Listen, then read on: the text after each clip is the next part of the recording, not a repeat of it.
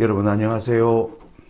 2023년 밤중소리 TV의 첫 에피소드로 무엇을 할까 기도하면서 하나님께서 주신 감동은 시편 110편을 2023년의 화두로 이 내용을 가지고 에피소드를 좀 전개해 나갈까 그렇게 생각을 했습니다. 오늘은 그 첫째 시간으로 메시아 시편의 진주라는 제목으로 말씀을 드리겠습니다. 시편 110편이 얼마나 이 메시아를 가르쳐주는 그러한 여러 성경 가르침 중에 진주와 같이 영롱한 기별을 가지고 있는가.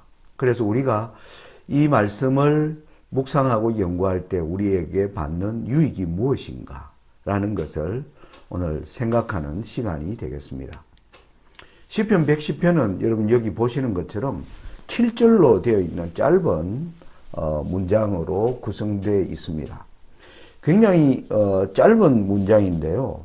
내용은 아주 방대합니다. 사실 이 내용을 가만히 들여다보면 1절에는 여러분 보시면 여호와께서 아버지 하나님이 아들에게 하시는 말씀이 기록되어 나옵니다. 아들아, 내가 너 원수로 너 발등상 되게 하기까지 너는 내 우편에 앉으라. 아버지와 아들 간의 은밀한 대화로 시작됩니다. 그러면서 그 대화의 목적이 뭔가 2절과 3절을 보면 이제 이 계획을 세우시고 아들에게 말씀하시는 목적을 우리가 좀 알 수가 있습니다. 보면 2절에 여호와께서 시온에서부터 주의 권능의 호를 내어 보내시리니 주는 원수 중에서 다스리소서.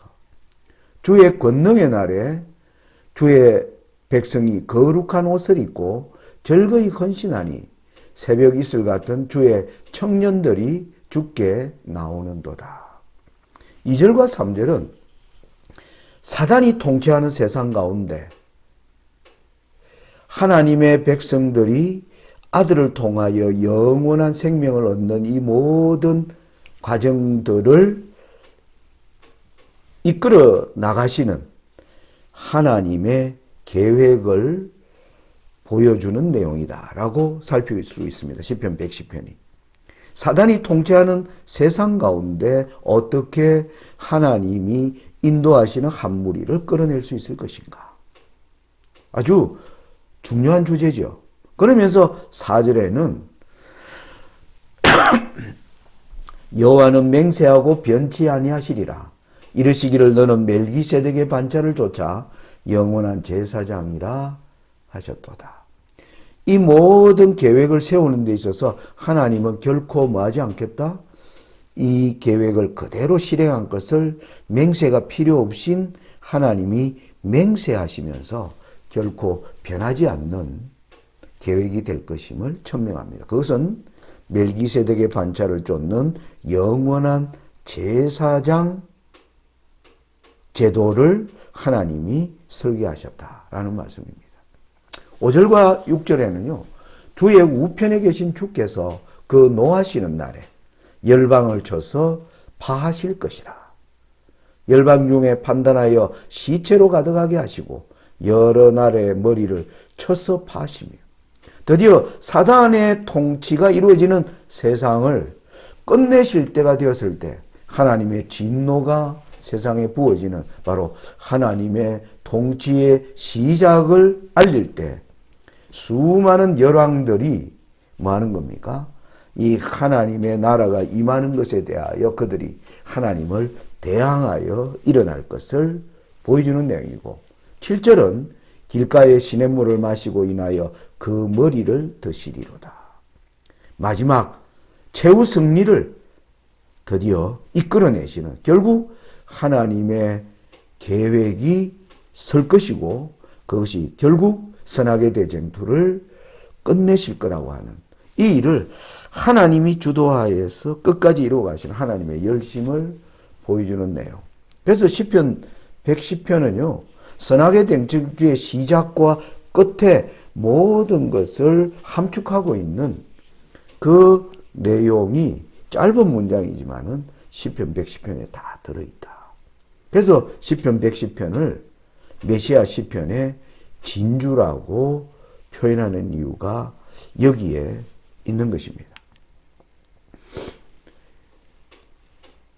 근데 오늘 제가 오늘 에피소드 첫째 날에 좀 강조하고자 하는 것은 바로 여기 아버지께서 아들에게 말씀하시는 두 분과의 은밀한 대화, 이 시편 110편 1절이 사실은 여러분들이 아셨는지 모르지만은 신약 성경에서 가장 많이 인용되는 성경절이라는 겁니다. 여러분 신약 성경은 많은 구약의 성경절을 인용하고 있지 않습니까? 뭐 이사야가 말하되, 예레미야가 무엇이라고 하되, 모세가 무엇이라고 하되, 다윗은 무엇이라고 하되, 많은 구약의 내용들을 인용하고 있는데, 여러분 가장 많이 인용된 성경절이 무엇일까? 바로 시편 110편 1절이라는 겁니다.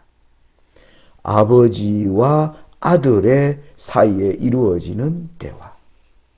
그리고 가장 많이 인용되고요. 인용되는 그 배경을 보면 굉장히 의미 있는 순간에 결정적으로 또 인용되는 성경절이 시편 110편 1절이라는 것입니다. 한번 그러한지 한번 살펴보겠습니다. 마태복음 22장에 보면 41절로 46절의 말씀입니다. 바리새인들이 모였을 때 예수께서 그들에게 물으시되 너희는 그리스도에 대하여 어떻게 생각하느냐? 네 자손이냐? 대답하되 다윗의 자손이니이다. 가라사대 그러면 다윗이 성령에 감동하여 어찌 그리스도를 주라 칭하여 말하되 주께서 내 주께 이르시되 내가 너 원수를 너 발 아래 둘 때까지 내 우편에 앉았으라 하셨도다 하였느냐. 다윗이 그리스도를 주라 칭하였은즉 어찌 그의 자손이 되겠느냐 하시니 한 말도 능히 대답하는 자가 없고 그날부터 감히 그에게 묻는 자도 없더라. 여러분 여기 예수님이 6월절에 예루살렘에 가셨을 때 이 절기에 유대 나라의 지도자들도 다 모여 있는 곳에 예수님이 친히 그들에게 묻는 질문입니다. 이 질문은 결정적인 질문이었습니다.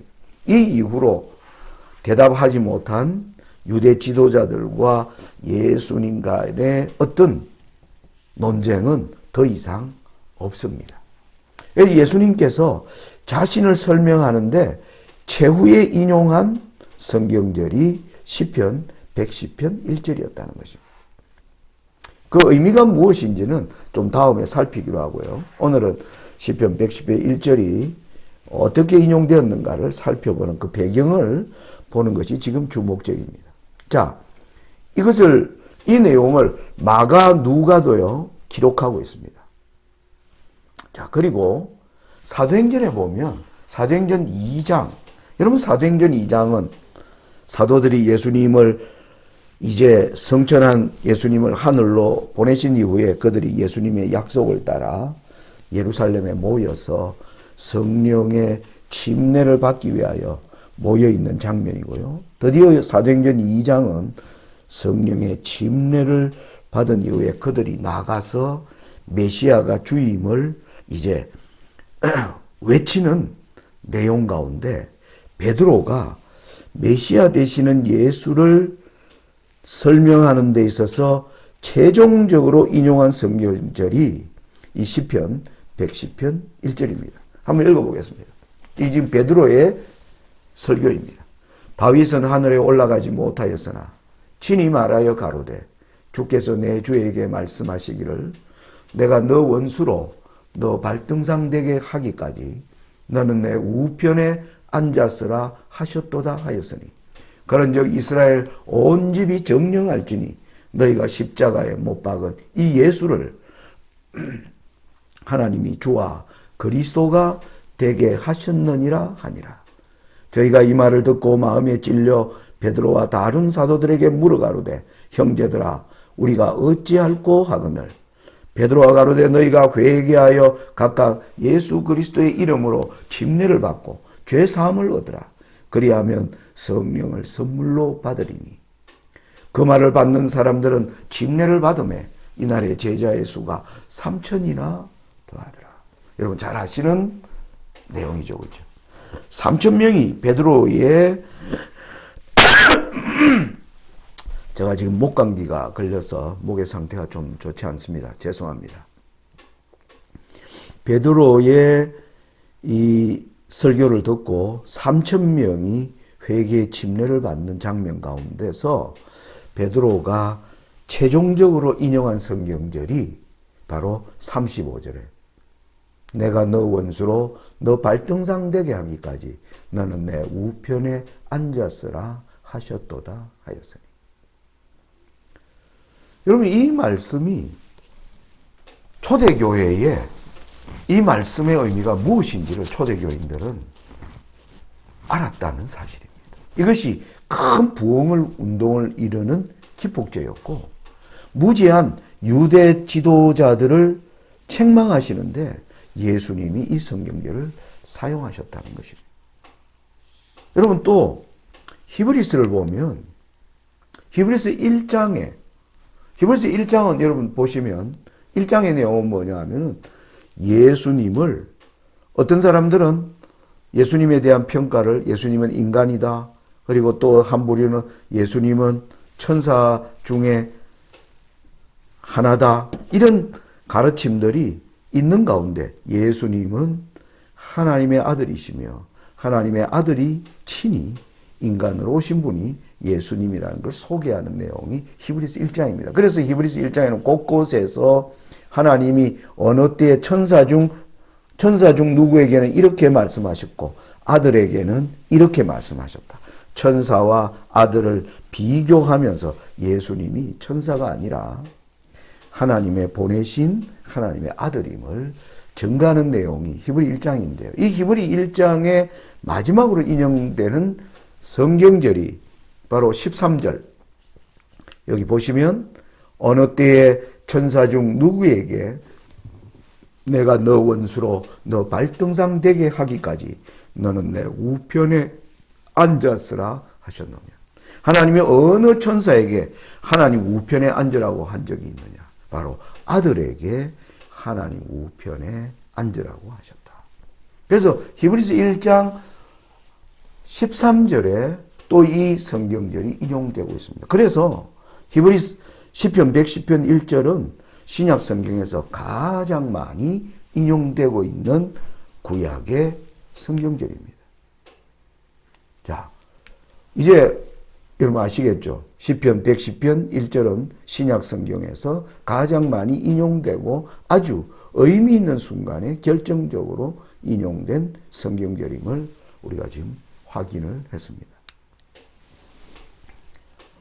여러분 제가 이 말씀을 이렇게 증가하는 기회가 있을 때 혹은 이제 개신교인들과 자리를 같이 할 경우에 제가 자주 던져보는 질문이 있습니다. 그건 뭐냐면 형제님 예수님이 십자가에서 부활하시고 성천하신 지 거의 지금 2000년이 지났는데 부활하고 성천하신 예수님이 2000년 동안 하늘에서 무엇을 하고 계신다고 생각하시나요?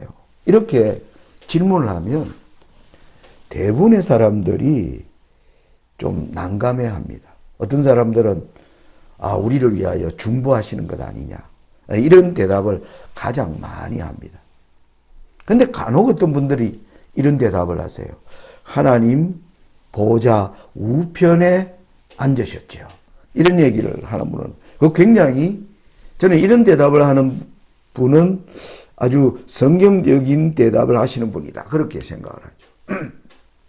실제로 마가복음 16장 19절에 이렇게 표현합니다. 주 예수께서 말씀을 마치신 후에 하늘로 올리우사 하나님 우편에 앉으시니라. 마가가 예수님의 부활과 성천 이후에 예수님의 모습을 한마디로 뭐라고 정리했습니까? 하나님 우편에 앉으셨다라고. 이건 굉장히 성경적인 대답이죠. 자, 그러면 저는 그렇게 대답한 분에게 하나님 우편에 앉았다는 것이 무슨 뜻입니까? 이렇게 얘기하면 대부분의 사람들이 잘 답변을 못합니다. 여러분은 어떠신가요? 여러분, 하나님 우편에 앉는 것은 무슨 의미입니까?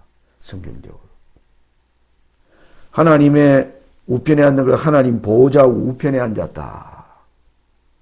하나님이 앉으시는 것이 하나님의 보호자이니까. 여러분, 여기 보면 인간 왕들이 앉는 보호자는 이렇게 앉기에 편하고 권세가 있고 권위 있는 모습으로 우리에게 알려져 있습니다. 그런데 여러분, 성경에 하나님의 임재를 나타내는 장소로 되어 있는 것은 바로 언약궤, 정거궤라고 하는 법궤 위에 하나님이 임재하신다. 거기에 앉으신다라는 표현을 하고 있는 것입니다. 여러분, 이 표현, 이 그림을 보면 이 그림은 하나님이 앉아 계시는데 이 의자의 의미가 아니라 하는 것을 우리가 알 수가 있습니다. 그래서 하나님이 앉으셨다. 그리고 아들에게 하나님 우편에 앉으라는 말은 세상 왕들이 보여준 어떤 권위의 어떤 상징을 나타내는 자리에 앉아있는 모습의 장면이 아니라는, 전혀 걸상의 모양을 전혀 가지고 있지 않습니다. 여러분, 바로 우리는 정거궤 위에 하나님의 임재를 나타내는 쉐키나가 하나님의 임재의 증거가 나타난 것을 알 수 있죠. 여러분, 민수기 7장 89절에 보면 모세가 회막에 들어가서 여호와께 말씀하려 할 때에 증거궤 위, 속죄소 위에 두 그룹 사이에서 자기에게 말씀하시는 목소리를 들었으니, 모세가 하나님과 대면하러 들어가는 바로 그 하나님의 앉아 계시는 보좌는 바로 정거궤 위, 속죄소 위라는 것을 우리가 성경을 통해 알고 있는 것입니다. 자, 이 속죄소 위에 여러분 레위기 16장 15절로 16절에 보면 대속죄일에 이 대제사장이 들어가서 어떻게 하는지 이렇게 나옵니다.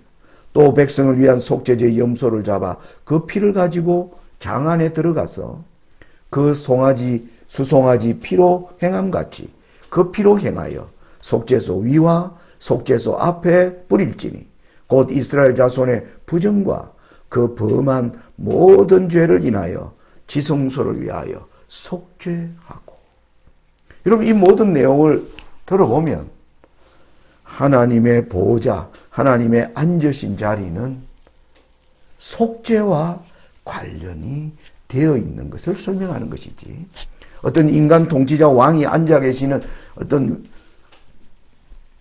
위엄의 어떤 자리의 의미만을 가지고 있는 것이 아니라는 것을 우리는 여기서 알게 되는 것입니다.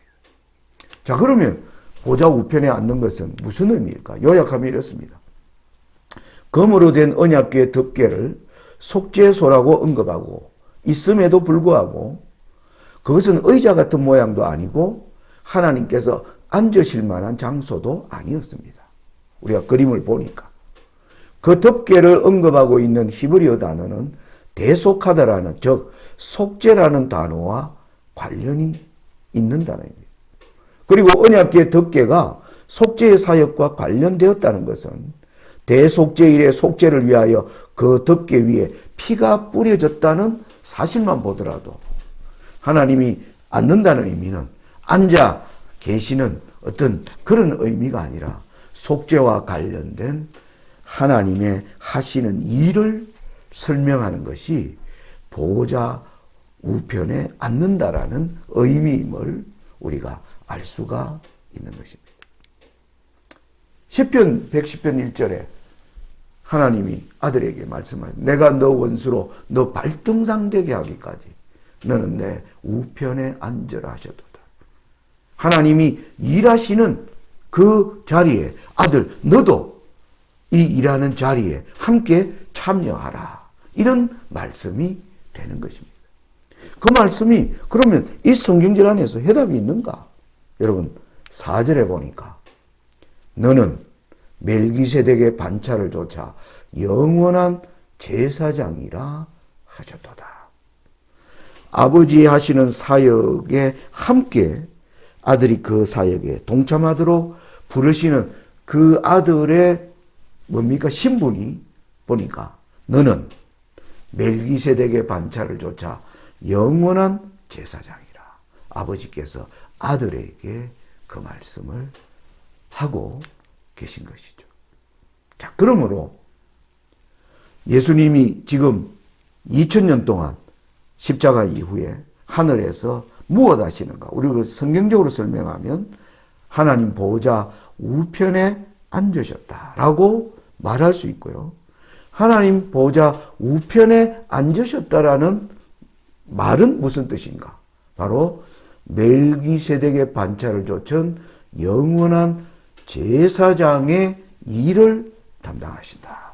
이렇게 우리가 설명할 수가 있겠습니다. 시편 110편은요.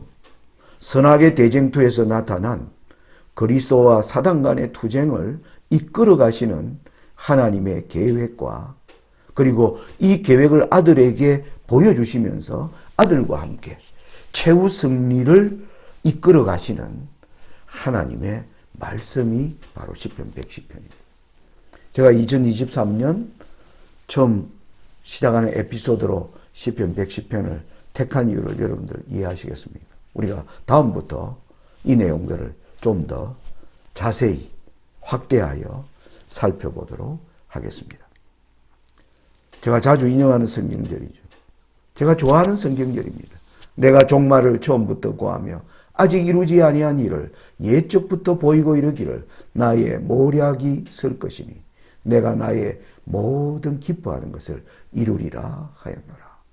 저는 2023년이 하나님이 기뻐하시는 일을 이루시는 한 해가 되기를 바라고 저와 여러분이 그러한 하나님의 이루시는 사역에 함께하는 방관자가 아니라 직접 하나님의 인도를 받아 주님의 일을 열심으로 행하는 착하고 충성된 종들이 되시기를 바라면서 오늘 말씀을 마칩니다. 감사합니다.